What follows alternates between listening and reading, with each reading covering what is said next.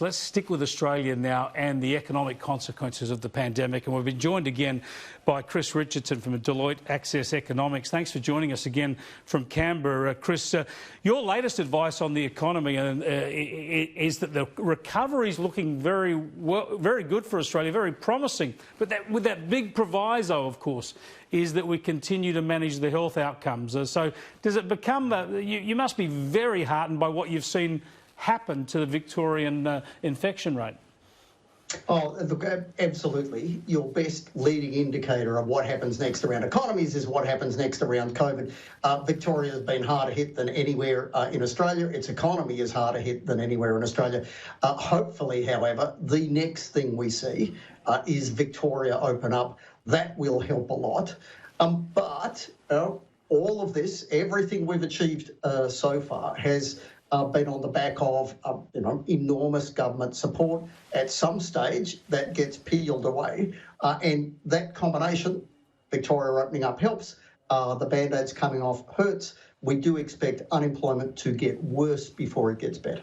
But Victoria's so slow in opening up, and that's been frustrating for months. A lot of the restrictions, the leading medical experts say were never necessary, and he's so slow in lifting us. Give us an idea in the micro level, I suppose, just how much difference it can make for a business that is ready to open now, but they're being forced to wait another couple of weeks.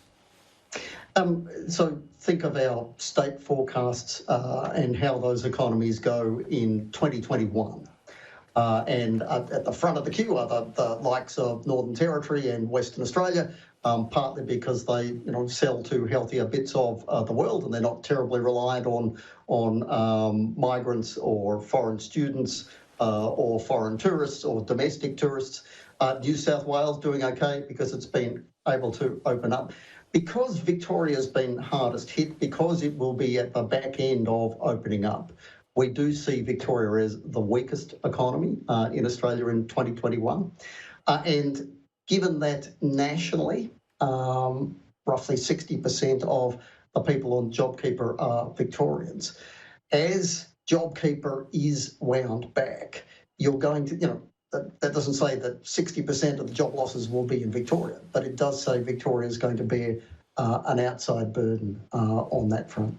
Yeah, now we've seen some reporting today that suggests China has been able to maintain economic growth at almost 5%, 4.9%.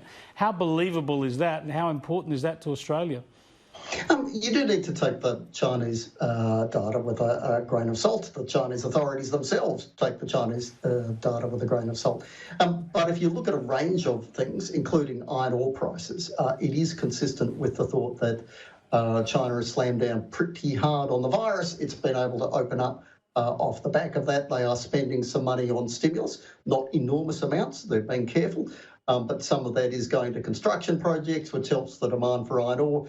Brazil has handled the coronavirus not that well, and that combination of Chinese demand is up, Brazilian supply is down, has been pretty good for Australia on the iron ore front.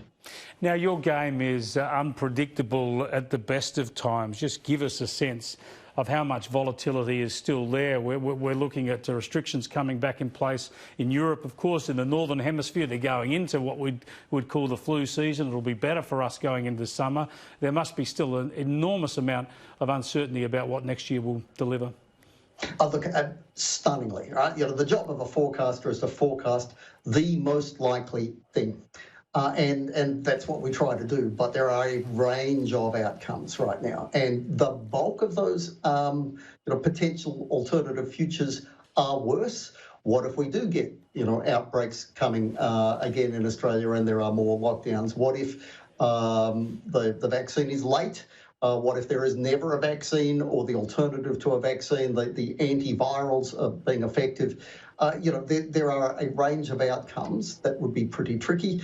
On the other side of it, though, if it works, as at this moment, we pretty much have the virus back in the bottle. If we can keep it there, if there is a vaccine, if that's widely distributed here and around the world, my bottom line would be that the recovery is going to be bigger than people realise.